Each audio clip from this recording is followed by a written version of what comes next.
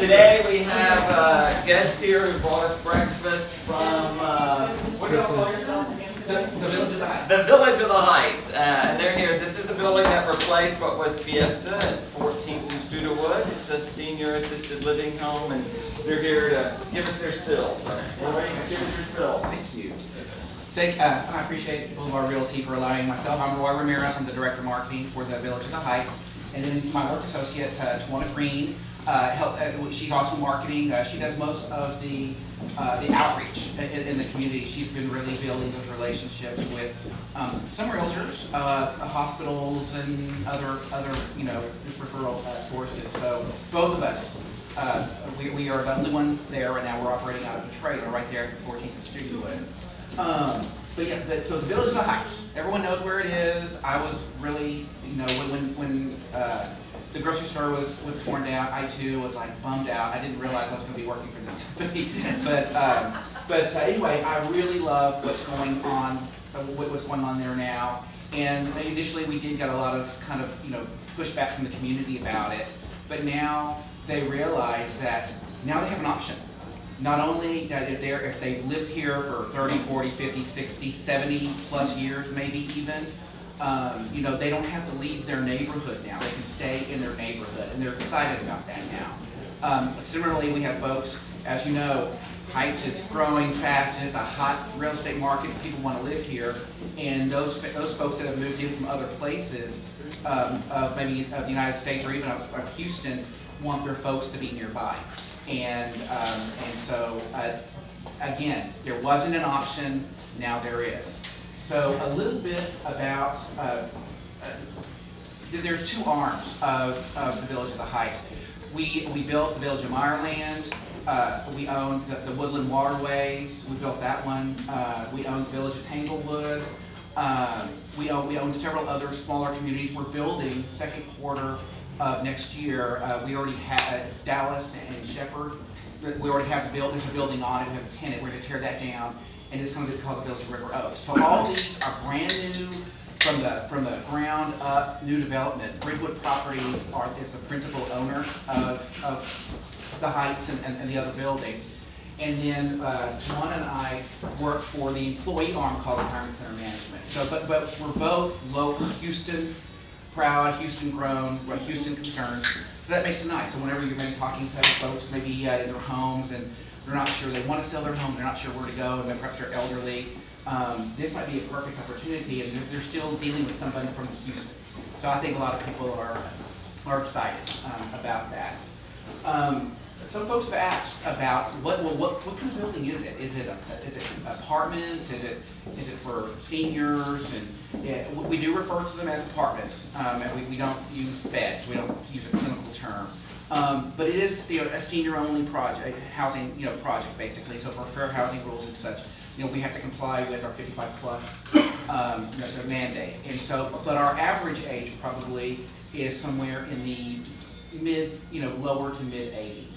I'll have some folks, I know I have some folks that have already deposited that are in their 60s, and I do have a lady that's 97. So you have a pretty wide disparity in age and abilities. So we will be licensed as an assisted living community, but that's kind of a misnomer, because it doesn't mean that that it's required that you need assistance to be there. It just means we are licensed for that.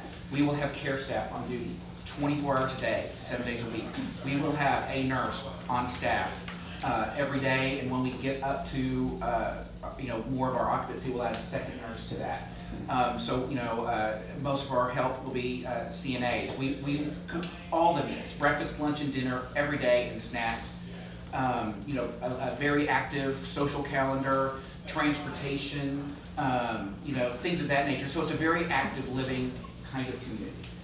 It doesn't look like a nursing home. It's not supposed to look, act or feel like a nursing home, because these people are still, a lot of them still be driving. A lot of the folks that we have deposits for, and we're already over 42% deposited, and we're going to be opening probably construction time frame, and then we actually have to go through our licensing phase to get that assisted living license, probably somewhere around 90 days. It could be a little sooner than that, could be a little a little after that. It depends on the state in that regard. But we really feel like we fit the niche of, you know, folks that are older, they need to be out of their homes, they need to be closer, just that extra oversight, and that's where we come in. And it's a perfect situation. And the Heights is going to be such a neat community. It's going to be different than any other community we have, because it's going to be populated by people from the Heights, and we're all different, you know. So this is an external rendition. This is Studewood right here. The scaffolding's coming down now, so as you drive by, it looks more like a building, and you can kind of see it more. This is 14th Street over here, and on the other side is all brick. So those are the physical barriers. We do offer a memory care specialty as well. We have a small memory care community within the community. So we have 103 apartments. Rents start at $31.50. That's our pre-opening prices right now, and That's all inclusive. that is not. $31.50 is not inclusive. It is the base rate, and that's where they start at. They go as high as $5,500, depending on the floor plan. And then memory care is priced a little differently. Memory care is a flat fee, it includes care. If a person needs Is that their for Alzheimer's we're talking about? That's right. I I just know the think, link. if. Oh, yeah, so that base rate, that's a really good question. That base rate includes 3 restaurant-style meals every day, and they come in and they have a menu and they pick what they want, and if they don't like what's being featured, we have an always available menu. It includes housekeeping. We kind of take the trash out and straighten the bed every day. Once a week, we'll do the heavier duty cleaning. Clean the bathroom and swap out the sheets and the towels and clean those. Again, we have the care staff on duty 24 hours a day, 7 days a week. We never close. We are a 24-hour business. Each resident gets a personal, we call it a personal care button, and they wear it around their neck, or they perhaps put it in their pocket. But anytime, day or night, if they need anything, they will ring that little button, and any care staff that are on duty at that time will get that, oh, Mrs. Smith in apartment 213, or wherever she is. She may be in the dining room on the first floor, or she may be outside the building, in our green area. But it knows who and it knows where. It just doesn't tell us why she's calling. So we respond to that in a matter of minutes. 3 minutes will be our average, maybe even less, fewer than that. So people really love that. It also has a built-in fall detection system. So they have to be wearing it, and it's waterproof. So if they're outside, or if they're in their own apartment or anywhere in the building, and the sensor experiences a rapid decline in elevation, and it stays that way for 30 seconds, it's passive. They don't even have to ring the button. We automatically know who and where, and we know it's been a possible fall, and so we're responding to it. It's like a code yellow in the building. I mean, the lights aren't flashing or anything like that, but internally it's a code yellow. And we have several other passive safety features, such as detection systems, motion detection systems in those apartments of folks who are a little maybe more independent, that maybe we're not managing their medications, maybe we won't see them, that maybe they won't have a history of getting up early and having breakfast with us. We're not managing their medication, so we can set it to where if we don't see any motion, that sensor by, say, 10 o'clock in the morning, it sends an automatic alert to the staff. Hey, why don't you go check on Miss Smith in 213? There's not been any movement. And we know she's not signed out, she's not shopping, or she's not with family members or anything like that. So that's the takeaway. Yeah, yes, ma'am. Do any of these apartments, do they have kitchens at all, and do you allow pets? We do allow pets. Those are really, really good questions. We do allow pets. Under 35 pounds, we have a one-time pet deposit fee. As far as, they all have kitchenettes in them, even our studios all the way up. But because of so you'll have a refrigerator and a microwave, and you'll have granite countertops and a shaker-style cabinet. But there are no cooking surfaces like an oven or a stove, because that goes against the fire code for an assisted living community.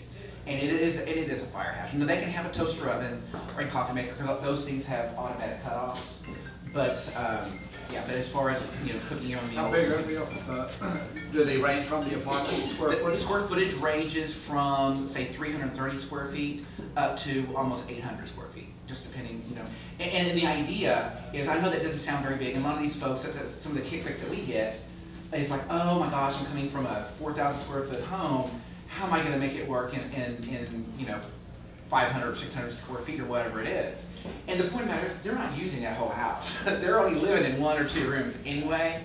And, you know, and so when you kind of put it to them like that, they're like, yeah, you're right, I'm not using that. They're just used to that. So, you know, when folks move, there usually is an adjustment period. You know, they will, but once they're there for a little bit, they seem to always come back and say, you know what, I had some, you know, I was anxious, you know, about moving in here, and I kind of didn't want to. Most folks grudgingly accept it. They don't want to come there. Usually it's grudging acceptance. Sometimes it's by not forced. But once they get there and they see that their lives have changed, they can still do the things they want to do. They still drive in. They can do what they want to do, when they want to do it, participate in activities or not. Once they learn that, then they'll realize, like, you know, I didn't want to come here, or apprehension, but now that I'm here, maybe I shouldn't have waited as long as I did. And so that's kind of a typical thing that we get, and that also means that we're doing things the right way too. What percentage are couples? I mean, are 10% of the groups couple, or is it all single people? Well, in general, in general, it's single. We do have a few couples, but in general, it is individual folks. Maybe they've lost. Sometimes the loss of a spouse kind of triggers finally. You know, they've been needing it, that the assistance finally, maybe, you know, they'll move in closer to family, or they're like, okay, you know, I'm a widower now, so now I can go ahead and make the move. And so, single women. And men, I mean, you know, generally speaking, the age bracket. You're next. Generally speaking, the age bracket, you know, when men or women do outlive men. But there's a lot of men. I would say we're 40% pre-leased, or pre-deposit, I should say. So I would say probably 35% of that are men. Couples, they live for the most part in our 2 bedrooms, and that I know off the top of my head, I think we have 4 couples right now. So that kind of, right now, that's all into your 10% ratio. Yes, we had a question. How much is memory care, and what exactly does that look like, and what does that include, and how do you handle cantankerous? Well, the folks are, our memory care or Alzheimer's is quite a bit different from assisted living. You still, you pick and choose what you want to do. When you go down to meals, you go to breakfast at 7:30, or you go down, you know, at 11 or 9, you know, whatever you want. We kind of have these open hours for meals. And so you really are able to self-manage your schedules. Memory care is such that, and just because a person has some sort of diagnosed memory deficit does not necessarily mean that they're ready for a very structured memory care environment. And it's just that. Memory care, everyone all gets up, we all get up at the same time, we all clean at the same time. It's much smaller. There's only 21 apartments in memory care.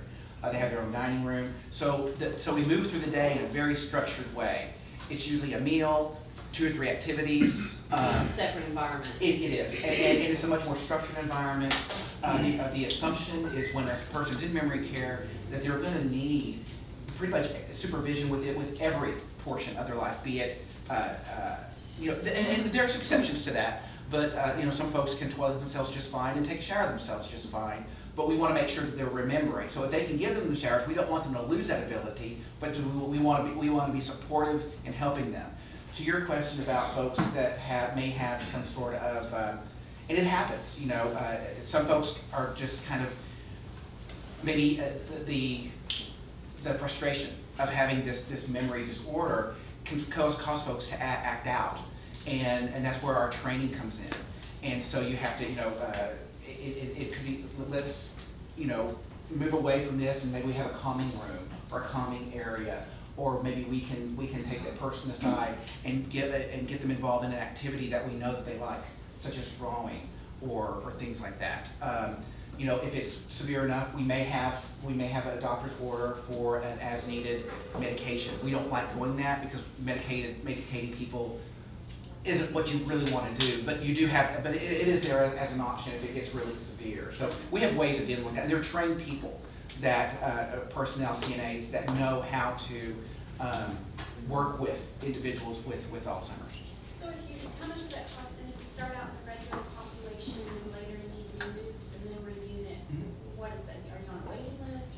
It depends on depends on what's open, and I didn't answer your question fully. In memory care, our prices are all inclusive, and you either have a small studio or a larger studio. That's the only, because only one person can fit. And so it's not for a couple setting, they have to have two separate apartments. Maybe we could, maybe build a doorway through through a wall or something, connect them if we need to, like that. But it's, so right now our price is either $46.95 or $48.95 per month, and that's all inclusive, that's for memory care. With assisted, you have your base rate, and then I have some folks that will not, that don't need any care right now. So if they don't need any extra care in assisted living, their extra rate is $0. Others are gonna need much more care, and we're licensed to do that. So they'll have an extra care charge on top of their base rate. If you start out with regular care and then you move to memory care. You can, how do you- if it's needed, yeah, we'll transition, and we'll, and we're working, we see them if we see a resident, the question was, what if a resident has Alzheimer's, maybe diagnosed, but they're not ready, so they move into assisted living, and then they're maybe, at some point, they may be ready to make the move. And we're observing all the time. And so if they're being much more quiet and staying to themselves, if they're displaying any kind of behavior that they are seeking to go somewhere and get away, kind of thing, those are things that we have to keep in mind for their safety. And so at that point, we may talk to the family. And if it's something immediate, if something happens that way, we may have no choice but to, hopefully we have a place for them. If we don't, then, and we have to make the move for their safety, then we'll talk to the family members on what we can do until we have a space open. But, right now, we have spaces open, so, and the transition's usually easier because they've already been in the building before and things look similar, so it has a similar feel. Yes, ma'am? Do you guys have a preferred real estate company that you're working with to help sell their properties? And if not, Bill and I would like to talk to you about becoming your preferred real estate agent And so- to sell on the backside before they move in. Right, and so that segues very perfectly with this little thing. Everyone has one. We do pay realtors, if you're working with a client and you sell their home and you suggest that and they actually move in, and they have to live with us for 30 days. That's the only stipulation, 30 days. You can make sure. And and so we'll pay, it's not nothing, but it's it's $1,000. Bless somebody. So and we work with any real estate agent. We would love to work with. That's one of the reasons why I wanted to come to Boulevard Realty, because you all are the #1 real estate force here in the Heights and other places, and so you all come into contact with many seniors. And I will say, Mildred, the Mildred Holman Realty has sent me 3 people. And that's what Bill and I want to talk to you That's about, right. is being the one to say, maybe you should contact I Linda would- at Boulevard Realty, and she will be happy to walk you through and help you. That's right. She is a senior specialist. Help you to downgrade, get rid of your paperwork. I just went through this with my in-laws last year. It was a process for them. It is. And a it is process. a huge process. It is. They don't leave their homes, and you understand it. Moving's hard for us. Imagine living your home for 50 years, or more even. So it's understood. So that we can definitely find. That's the reason why I'm here. I want to be able to work with you guys, and but it's kind of a dicey situation at this point because some of these homes are selling in the hour that you put them in there, they have 2 offers or more maybe, at full asking price, maybe even more. So to be fair, I do have a real estate license. I'm with Champions. Maybe I need to talk to you about that. But anyway, that's why we're here. You work with people. It doesn't get much more personal than their homes and their money, and and we're the same way. So we're kind of symbiotic, I would think. I think there's lots of opportunity to work with one another on this. We know they're coming in. We don't want to sell their house too quick, so it's kind of like right now we have this time frame. Am I going too long? No, but it's probably time to wrap up. So in wrapping up, it's great. We want to work with you guys. We'd love to. Again, y'all are the leaders here, and we're the leaders in assisted living here in the Heights too. So let's work together. And we're in the trailer. there at 14th and Studewood, actually inside the parking lot.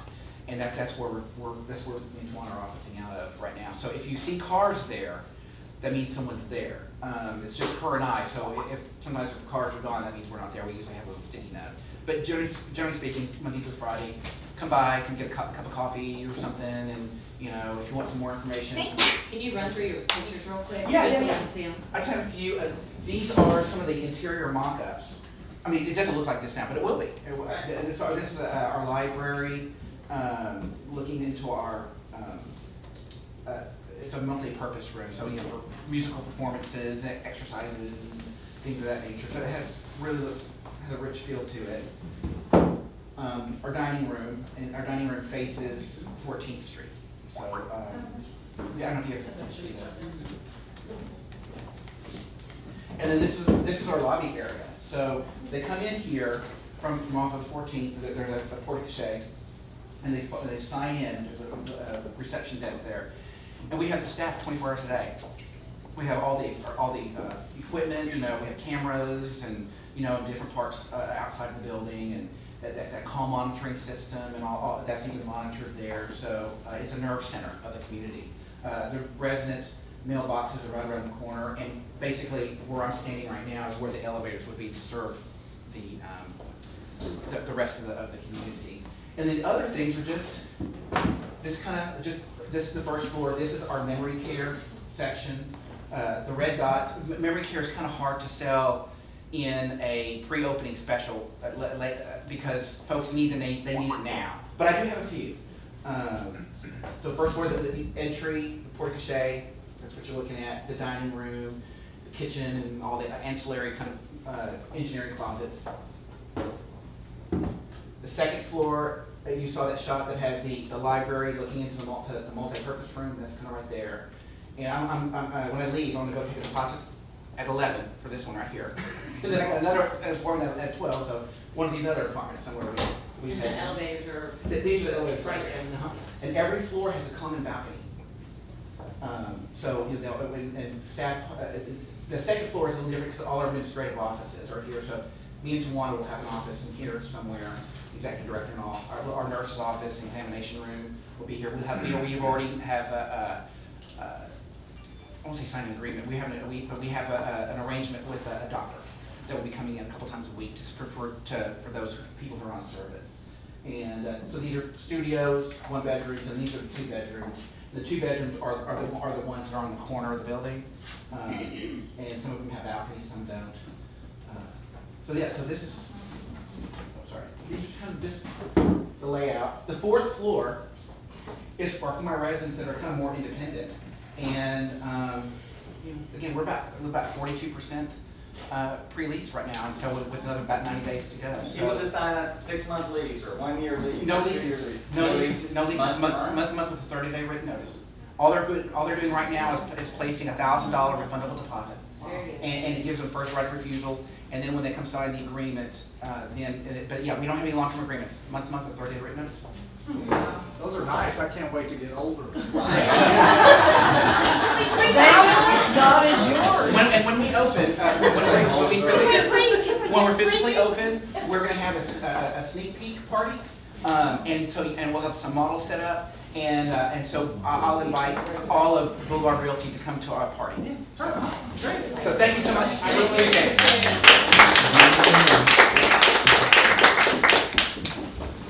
All right, we're going to move on.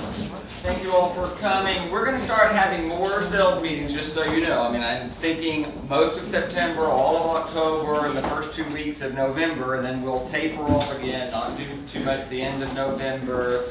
Probably have one in December or something because we'll start getting into the holiday mode again. And then we'll gear back up like we did before. We'll have our big event in January, and then a bunch of intensive training in January, February, and March, and that's kind of how it's going to work for a while. But we're through the summer. I hate the summer, so goodbye summer, and hello fall. I love the fall. It's a very busy time. It's a very busy time in our neighborhoods. It's a very busy time in real estate. It's just a better time. There's more optimism. Things are cool. Remember, a lot of our industry is geared to, the fall. If you're a young lawyer, you pass the bar in October, you get your job, you're gonna start January 1, and you're gonna go buy a house in November and December because all your friends are gonna say you're gonna work 75 hours a week for the next 4 years anyway before you decide to either get pregnant or become partner. And so you're very motivated to go buy a bungalow at this time of year. Also for homestead, reasons, people that are contemplating a move will want to go and purchase so they can capture homestead exemption by owning a home prior to January 1. A lot of oil and gas people, I mean, they're telling them that they're gonna move, they're gonna start January 1, they're gonna come in October, they're gonna make a home buying trip. This is the time that they're gonna start January 1 because of the new budget cycle at Shell or Exxon or Apache Energy. Then they know that they're gonna work and they're gonna move from London or Dubai over the November-December deal and get the kids situated by the 1st of January when school starts back. So a lot of our industry is tied to these sort of time frames or whatever, much like they are in March or so. But September, we're into the middle of it. We do have, I think we sent you just an invitation not too long ago to, I'm participating in what is a top producer luncheon put on by the Women's Council of Realtors or whatever. There aren't a lot of spare seats available, but if you'll let Erin know, they will probably recreate another table for us if we can gather together 8 or 10 people, but we need to know relatively quickly. It's a round table deal. I've done a couple of these before. I was honored they asked me. There's a Martha Turner chick. There's Chris Wiley from Remax. There's Larry Mercer from Remax. I'm not sure who else is on. There's about 5 of us. It's at Maggio's or whatever. Maggiano's or whatever. It's fun. It's a luncheon. If you're interested in going, I will pay for you to go, so it doesn't cost you anything. But we need to know probably today if you're interested to see if we can get in there. That is next Wednesday or whatever. Our next art event is on the 21st. We're going to update the whole back-aged calendar after today or whatever. That is an event at my house. It is Todd Van Duren, who did the little houses that we gave away one year, and Todd August, who's a local photographer who does predominantly black and white, Heightsy type things, old bungalows, old houses. I probably own 6 or 8 Todd August and probably 25 Todd Van Durens. They're very reasonably priced for art. It's not like this one's going to cost a lot. You can buy one of those little things with Todd Van Duren from $30 to $100. You can buy the basic Todd August deal framed for about $300 generally or whatever. Most of what he does are one-of-a-kind pieces. Also is what I like. I mean, I have an old Cadillac. Most of the ones I have are black and white, and it's Heights lights. It's just an old car. And there's the old houses, and they'll take a house and they'll take an old vintage house and they'll make 12 different photos of that house to create a collage effect or whatever. I really like them. I think they're vintage. They make nice gifts or whatever. It's just an opportunity for you to invite your clients again to some event for you to stay top of the mind or whatever. I think by Sunday, September 21st, hopefully we'll have a little cooling effect going on the porches. We'll have stuff out on the porches, whatever. It's just a nice event before your open house or something if you're interested in that. Erin will be sending out that invitation for you to be able to send out later today. We're going to have that. October gets a little busier. We are a corporate sponsor in Westview for the Showcase of Homes. We've never done this before. This is 4 weekends. This is the first Saturday and Sunday in October and the second Saturday and Sunday in October that we need. Boulevard Realty is a sponsor of a house. This is a house of a builder I represent, DJ, yes? I think they changed it, they pushed it back. Okay, we'll confirm Something like that, that, but yeah. It's very easy. You don't really have to do that much work. You just have to stand there, look pretty, and talk to people if you want. So if you want to be a docent in Westview, the house that we have, my builder built, and it was custom, it's already sold or whatever. He's handling all the real docenting, so it's not like you're really even stuck. You can just hang out in the kitchen and chit-chat with people. You can hang in the backyard. You can hang in the master bathroom. If you're interested in docenting in Westview, most of those people are thinking about selling, thinking about buying, or thinking about moving if they're coming over there to look or whatever. We paid about $2,500 for this exposure. These are custom builder houses that are in the showcase. The house is a little over $2 million that we sponsored. It's very, very, very nice house or whatever. So if you're interested in that, let me know. We have the Heights bicycle rally on the first Sunday in October. This is an event, Donna is going to be staying there. Boulevard Realty is the corporate sponsor. We'll have a little tent, there's little bags. There's about 12 to 1,400 people that ride. It's not a race. It's like a scavenger hunt. You can start anytime between 8 a.m. and about 2 in the afternoon. You just have to finish by 4 in the afternoon in order to be eligible for the drawings for the prizes, which are dinners at Shade and things. And then there's happy hour. There's alcohol and ice cream and fajitas and things that afternoon on the Sunday. It's a self-paced sort of deal. It's fun for the kids. There's a 5-mile little scavenger hunt, and then there's a 20-mile ride. The 20-mile ride takes you through downtown and over into Montrose and over into River Oaks. I mean, I don't really know the exact path, but it's not just in the Heights if you do the larger one. We have extra tickets if you're interested in this. I think Star and her family already signed up here, but let me know if you'd like to ride at any point. Don't be confused by the one that's the weekend before. They're not even organized with theirs, but that's correct, yeah. The Urbanites or whatever stole my thunder and went off to Shepherd and having another one. But the Heights one is the first Sunday in October. Should be a lot of fun. If you want to sit and do anything to promote your business, of course you can or whatever. The Bell Heights is going to be pretty well established there. The next weekend, October 18th, I became a corporate sponsor of the Norhill Home Tour also.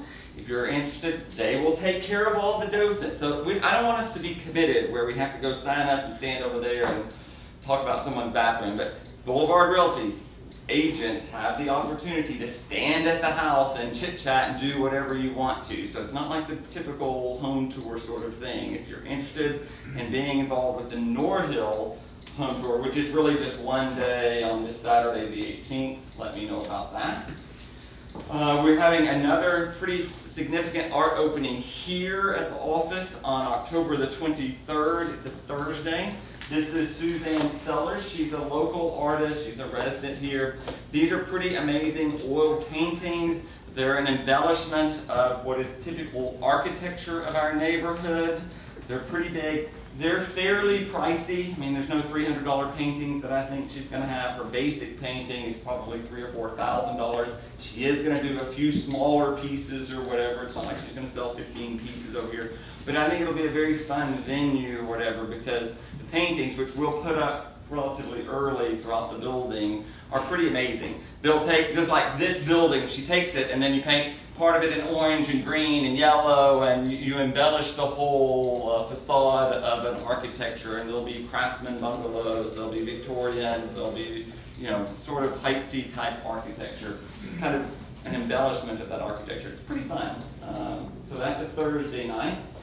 We will then sponsor on the following Saturday kind of our fall festival thing for children again, where we have chickens and lambs and goats and hay rides and all sorts of stuff again, popcorn, snow cones, and face painting, free for the community. We'll block off the parking lot again. Ms. Pettit will have it organized.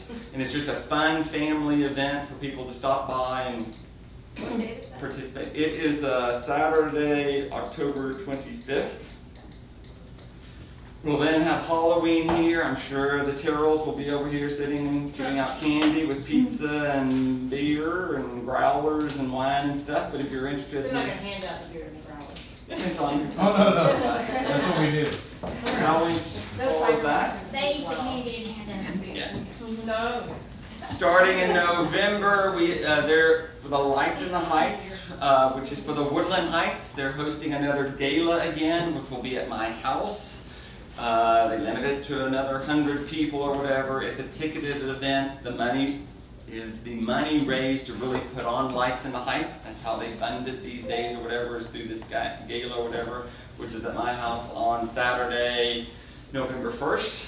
Followed by the next day, another art opening for Patrick Palmer, which is at my house. Another Sunday brunch from 12 to 3. Patrick, pretty well-known artist, paints reasonably priced things, a lot of faces and things. That'll be another event there. Followed in December, where I am now the sponsor of the Heights Holiday Home Tour and Open House. We are blocking, we're doing something completely different. The 1300 block of Cortland. from 13th to 14th Street. The street will be blocked off. We'll have a block party. There'll be musicians and carolers and things going on along the street. You'll pay $20 to go in, and you'll be able to tour 7 or 8 houses on the first floor. Many of our clients live in that block or whatever. Rhonda is the individual head docent of one of the houses for the tablets at 1336 Portland there. But you just really tour the first floor of a house, and it's a little more casual than the typical home tour or whatever. It promises to be a fun event. That is Friday night from 6 to 9 p.m. and Saturday from 3 to 9 p.m. It's going to be a fun event. Boulevard Realty is the sponsor of that deal. You'll park at Reagan High School. Pardon me? It is the first weekend, the Friday and the Saturday evening. Promises to be a lot of fun. We will have our Christmas party on Friday the 12th. There again at my house. There is Lights in the Heights again the following day on the 13th or whatever.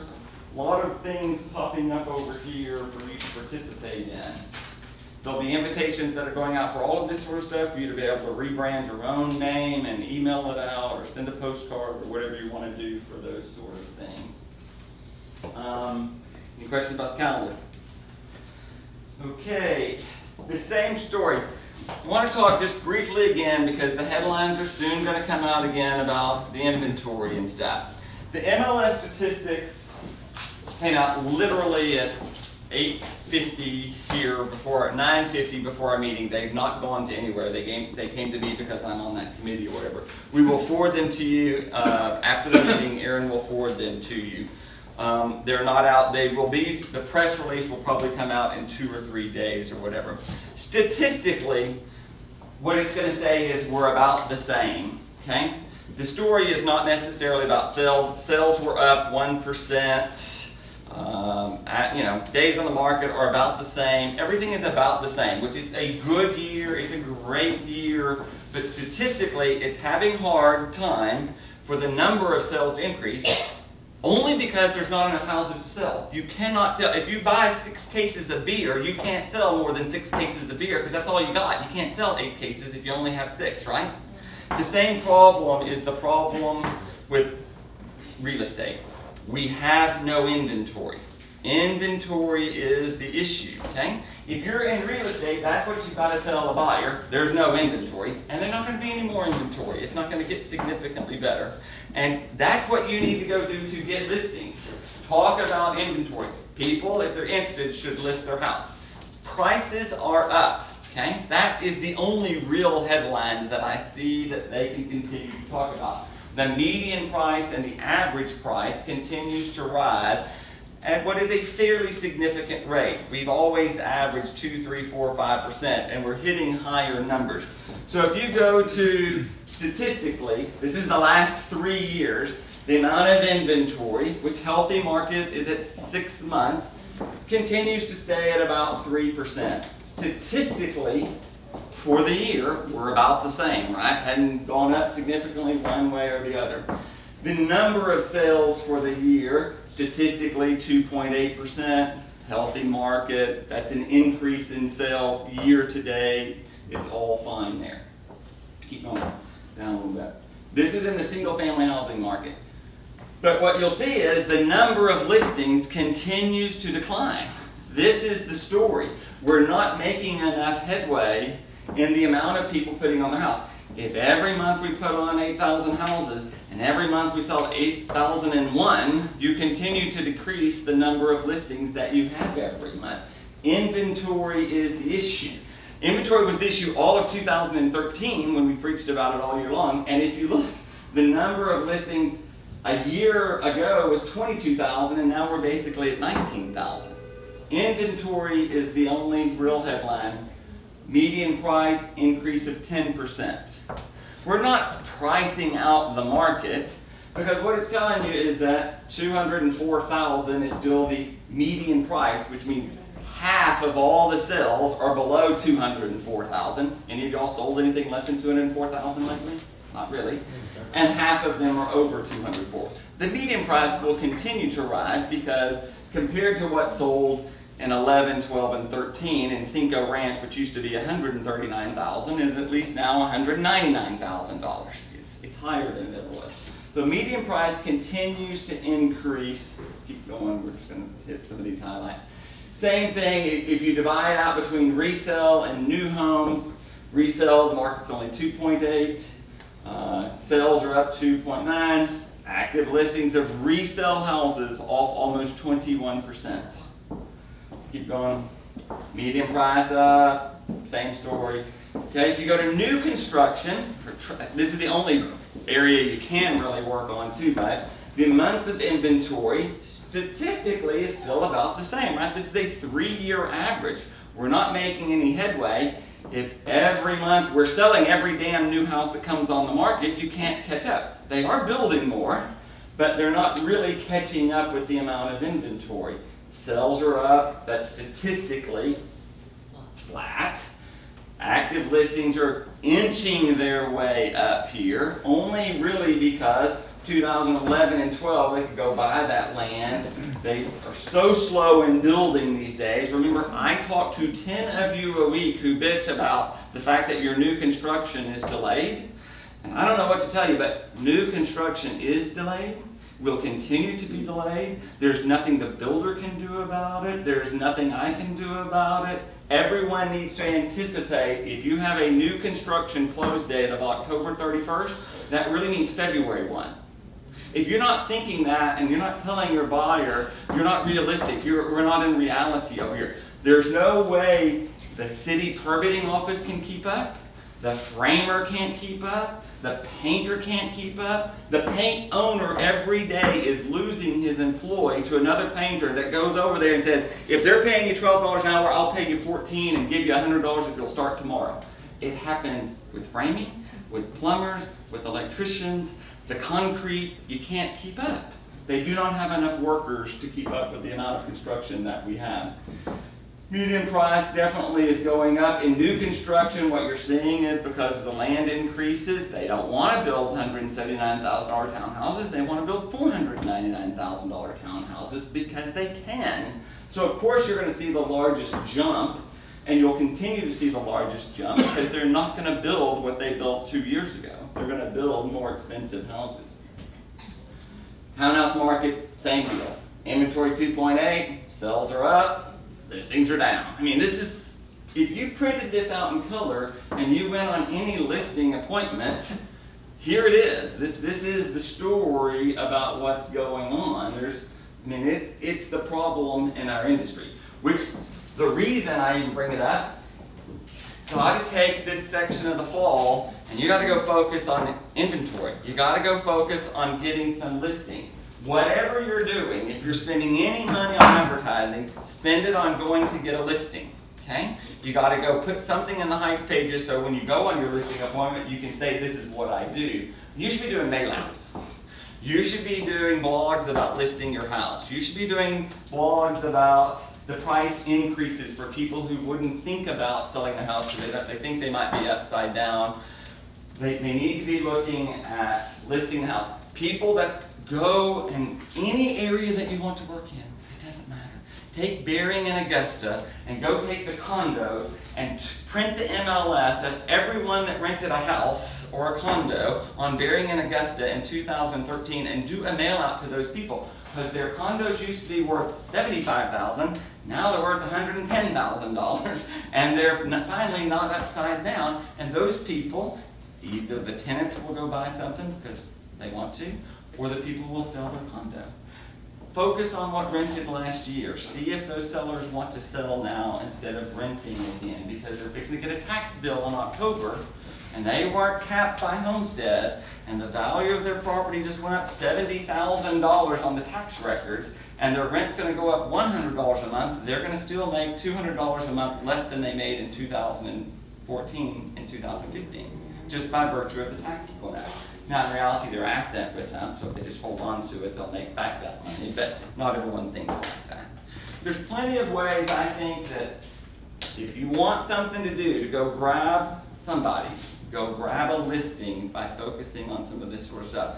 I mean, the mail outs work. I was in your neighborhood and noticed the lack of inventory. Have you contemplated selling your home? Just handwrite a little note, Xerox it in color, and mail it to 50 people a week.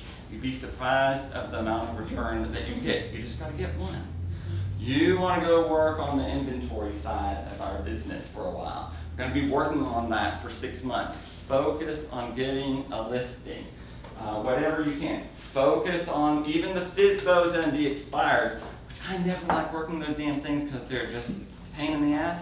This is probably a time where it's worthwhile to do it. There's probably a good opportunity that you could have and explain how taking that FSBO, there's one over there in the 1000 block of Woodland, I just happened to notice on a bike ride if anybody's out. I think it's the 900 block of Woodland. You have a fighting chance of taking that deal and giving that guy exposure and selling the house if they can't sell it themselves.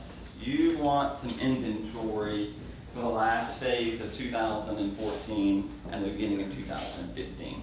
Inventory, inventory, inventory. It is the message that I think that we need to be making here. Any questions about that? Statistically, everyone get it? I mean, it's inventory. When we send you the real statistics for August, which, like I say, you're going to get them before anyone else gets them. And you're going to look and you're going to see, okay, the numbers are about just what I said. They just said the same thing. You do have to go and look and see, all right, click over into the single family housing of the amount of closed transactions, and you'll see that we're doing much better from 400,000 up. But we are reaching of inventory, statistically they're averaging. The inventory is crap until you get to about 400,000, and then we start inching our way up. This is single family houses at 4%, 5.8, 6.1, 6.5. Over $1 million, we now have 7.9% of inventory, okay? So it's going to get a little softer in the $1 million plus market at some point here. Probably not this month, but it's going to get softer. Same with the townhouses. Townhouses, if you average the inventory, it was down, but it's inching its way up. So inventory at 400,000 is at 4.7. Remember we decided 6 months was healthy. It's inching its way up to 5.1% in the $600,000 range, 6.4 at 700, and at 800 to 900,000 we have 10 months of inventory. Wow. It means it's going to be a little softer in the $800,000 townhouse market, right? Statistically, I mean, we're inching our way back up here. Over $1 million, we have 7.3 months of inventory. If you look at what's happening again, the Heights probably still performed the best year over year. We had more sales, 276 versus 247.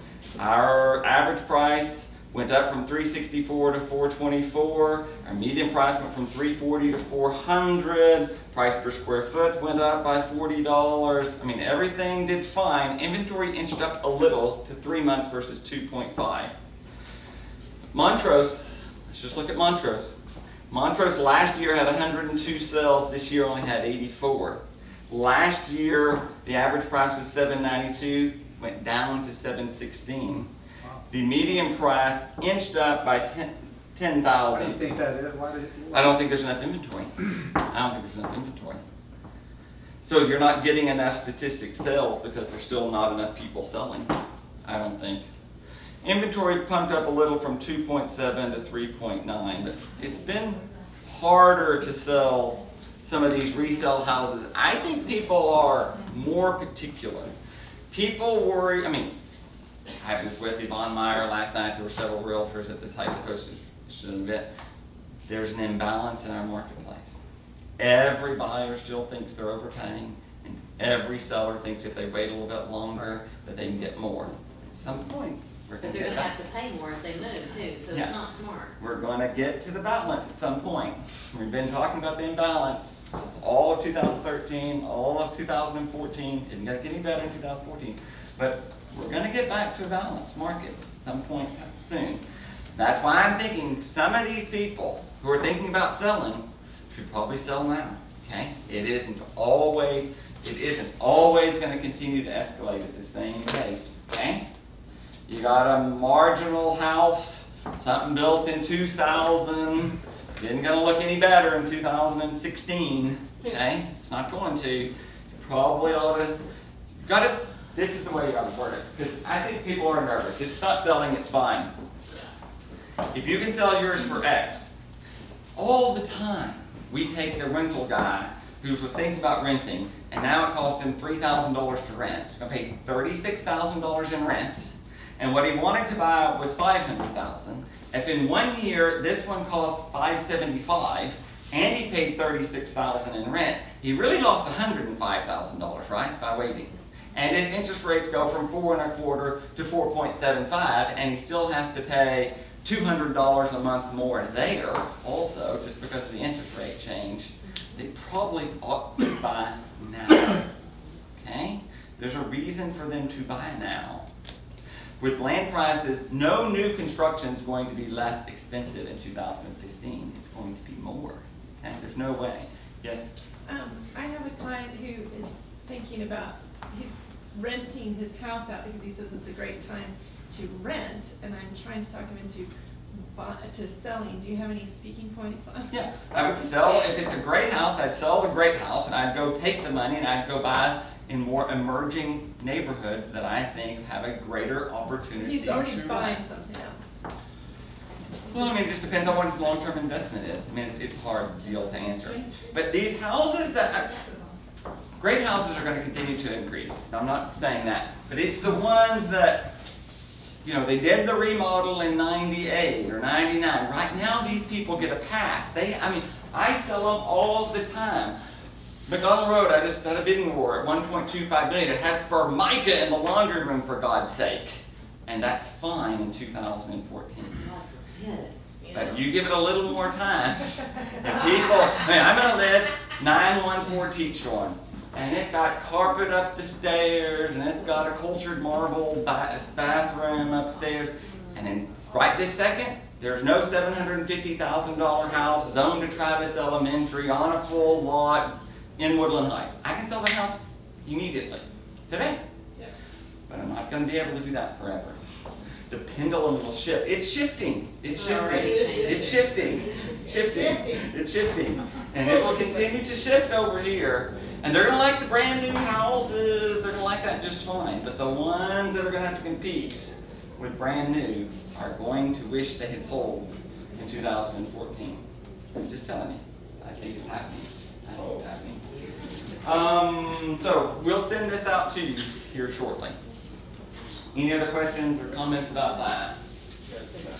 Yeah.